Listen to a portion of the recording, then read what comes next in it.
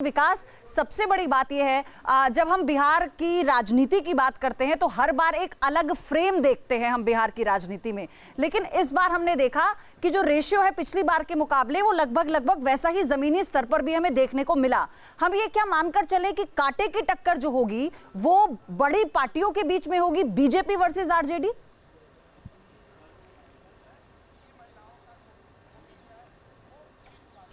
जी नहीं, साफ तौर पे दिखाई दे रहा है कि जो टक्कर है वो दो गठबंधनों के बीच में है।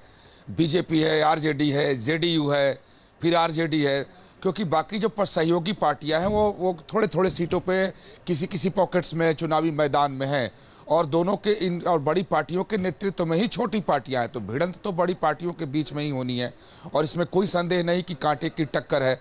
और जिस तरह की वोटिंग हुई है और जो लोग एग्रेसिव होकर घरों से निकले हैं, वोट डाले हैं, महिलाओं के वोट बढ़े हैं, तो ये कुछ अलग कहानी तो जरूर बता रही है। बेशक इसको समझा नहीं जा रहा है अभी तक और लोगों को समझ नहीं आ रहा है कि आखिर माजरा क्या है। 8 बजे के बाद वो सारी चीजें सामने आनी शुरू हो जाएंगी। पिछली बार इन सीटों में 52 सीटें ऐसी थी जहां पर दोनों गठबंधनों के बीच में सैकड़ों नहीं दर्जनों का फासला था सिर्फ जीत में, वोटों में। तो इसलिए यहां पर उन्हीं सीटों पर उन 52 सीटों का ही रिजल्ट समीकरणों को तय करने वाला है इस बार भी।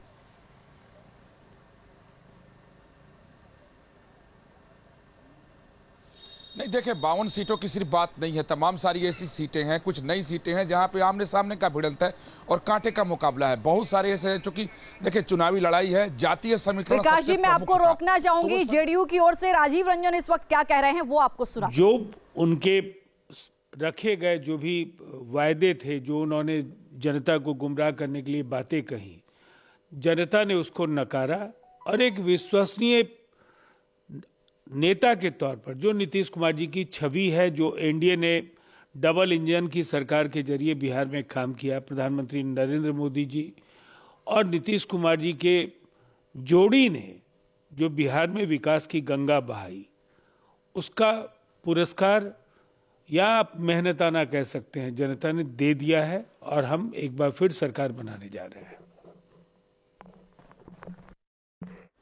उत्कर्ष भी लगातार हमारे साथ जुड़े हैं। राजीव जी को आप सुन रहे थे, जेडीयू की ओर से वो कह रहे हैं कि आज हम सरकार बनाने जा रहे हैं। विकास जी भी लगातार हमारे साथ जुड़े हैं। विकास जी, मेरा सबसे महत्वपूर्ण सवाल ये कि इस बार जो महिलाओं का 9% वोट अधिक हुआ, उसने चाहे महागठबंधन हो या एनडी हो, दोनों को खुश किया है। किसके पाले में होगा वो तय करेगा क्या कि सत्ता किसके पाले में जाती हुई नजर आ रही है। 9% वोटिंग महिलाओं की तरफ से बढ़ चढ़ कर करना, यह बताता है कि संकेत अलग है।